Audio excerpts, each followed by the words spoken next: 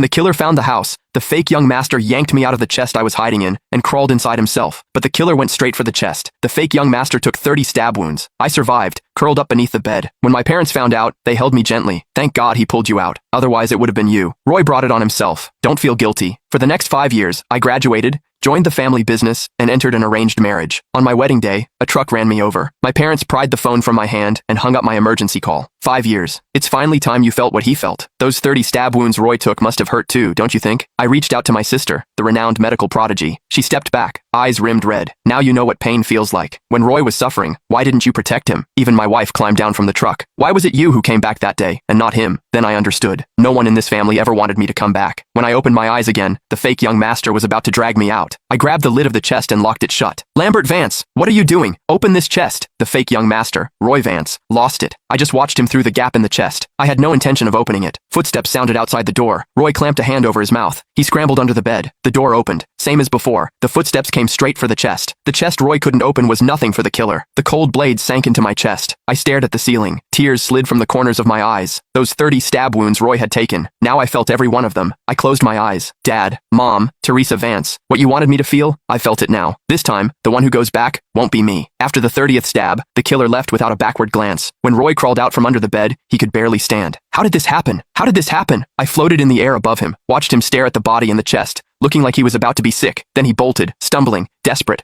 running home to beg our parents for help. I watched his staggering figure disappear. A bitter laugh escaped me. This time, they'd finally get what they always wanted. I had always believed that as the Vance family's real son, lost for 20 years, the fact that I survived should have meant something, that my family would at least be relieved. It wasn't until the moment I died that I realized this family had never been mine, and no one, not a single person, had ever wished that I was the one who came back. Sure enough, the instant they saw it was Roy stepping off the vehicle, the whole family's eyes went red with tears. No scanning the road like last time, no hesitation. They threw themselves at him without a second thought, pulling Roy into their arms. Roy's safe. Oh, you scared mommy half to death. It wasn't fair. In my previous life, the first thing they'd asked me was where my brother was. Only after Teresa checked Roy over and confirmed he wasn't hurt, did the family finally exhale. Then, someone glanced toward the vehicle. Where's your brother? Why didn't he come back with you? Roy's gaze flickered. When the intruder came, he shoved me forward and jumped out the window to save himself. What? Mom's hands rested on Roy's shoulders. The worry on her face curdled into a sigh of disgust. That's exactly the kind of thing he'd do. I froze in midair. I turned to look at the others. Dad's expression went cold. I knew he had some issues with Roy, but this is beyond the pale. I thought he was just being difficult. I never imagined he was capable of something this inhuman. Teresa said nothing. She simply steadied Roy's trembling body. Let Roy rest first. I drifted to the doorway of Roy's room. From inside came the muffled sound of a phone call. What kind of hitman did you hire? He just walked in and started stabbing without even checking who it was. This was supposed to be an act. He was supposed to puncture the blood packs I was wearing so it'd look like that bastard hired someone to kill me. Now the guy's actually dead. How am I supposed to clean this up?